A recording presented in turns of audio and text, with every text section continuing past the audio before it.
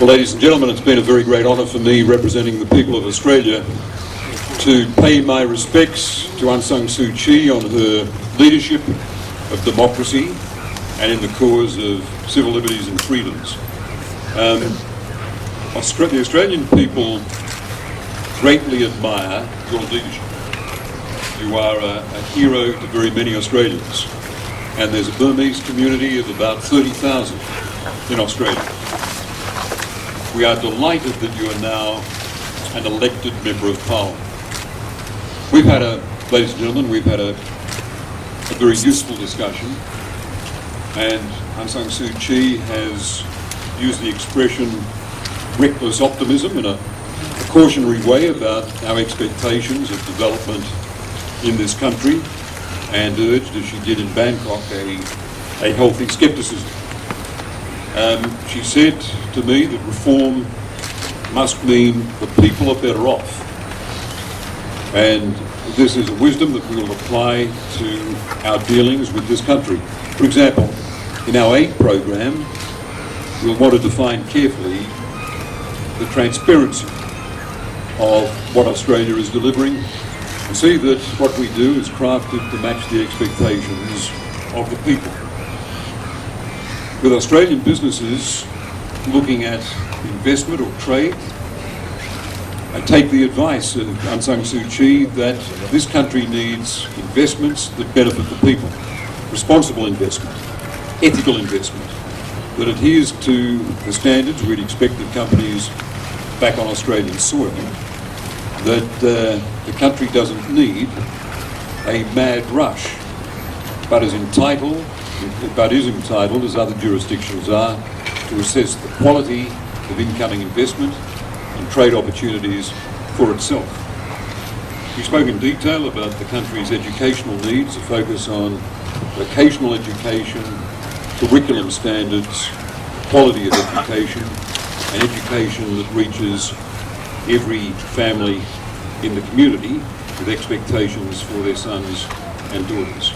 It's been a very great honour for me to be here today and convey to someone held in such esteem by so many Australians our support and our encouragement for the future. Mr. Bob Carr has covered all the points of our discussion so very well that I don't need to add anything at all. In fact, I think I should try to keep him here as a member of the NLD to help me with all the speeches and statements I have to make. I'm very pleased to be able to have this opportunity to discuss matters of mutual interest to our two countries. Australia has been a sanctuary for many people from Burma, and Australia is, after all, part of our region, not as close a neighbour as Thailand, but nevertheless a neighbour and a good neighbour.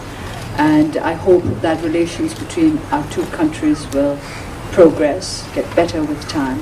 This morning at the press conference I held at the NLD, I made the point that genuine friendship depends on equality. The more equal our countries are with regard to the economic, political and social situation, the firmer and stronger and more genuine our friendship will be. So the way in which I would like to build up our relations with the rest of the world is by improving the situation of our people.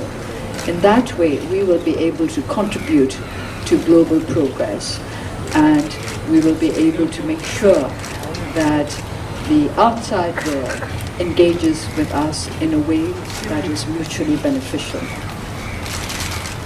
Can I mention that you've invited me to visit Australia? Yes. This is not something that I'll be able to undertake this year, but I can say now that I'm looking forward very much to the time when I will be able to go to Australia and see what our unusual neighbour is like. Australia and New Zealand are unusual in this region, and I would very much like to see what it is like there. Our Prime Minister, Julia Gillard, will be very thrilled that you've accepted our invitation. Well, I was brought up on songs like Kookaburra sat in the old gum tree. So I feel that I know a lot about Australia already. Thank you. It'd be a great honour to welcome you there. Thank you. Thank you. Thank you.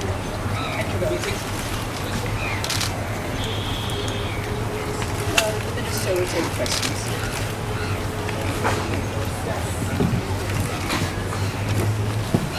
Yes, we did. And Dorsey, you might want to speak rather than me putting words in your mouth. We've discussed the matter of sanctions, and I said that I am in favor of suspended sanctions because that makes it quite clear that good behavior will be rewarded, and if the good behavior is not maintained, the rewards can also be taken away. I also expressed my opinion that I am not in favor of dependency.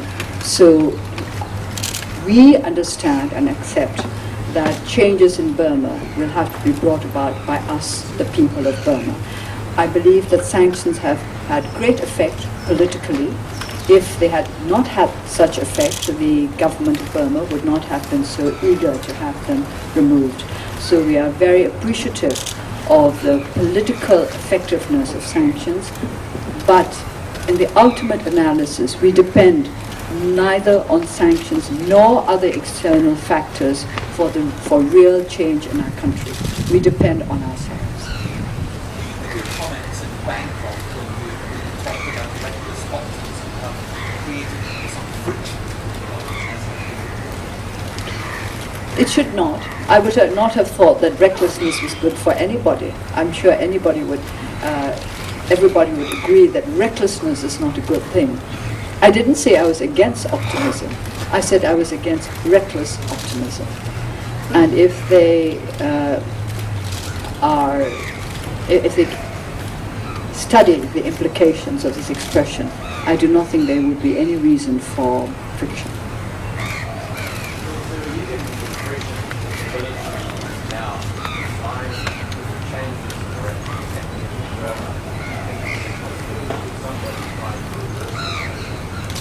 I don't know everybody in the military, but I understand that the Minister for Defense said in Singapore a couple of days ago that the military will not always try to keep the 25% seats like it has in the National Assembly.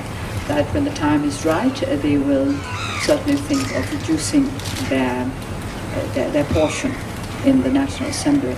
It's a good beginning that the Minister of Defense himself should have made the point that this is not a permanent arrangement, that this should not be a permanent arrangement.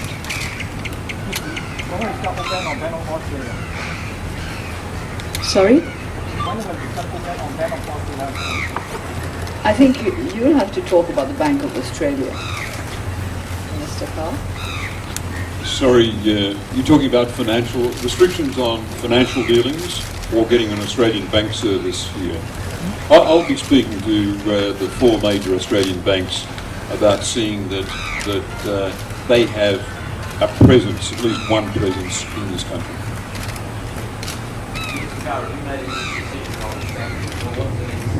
No, I think further consultation, I'll probably share with you a view. As you know, our sanctions at this stage are pretty modest. Restrictions on financial dealings of 126 members of the government with Australian financial institutions and restrictions on them travelling to Australia.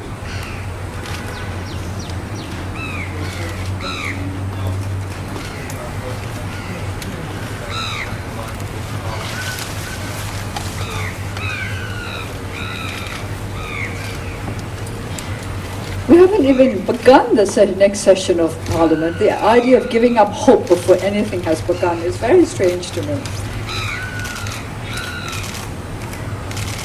Thank you. Thank you. Thank you.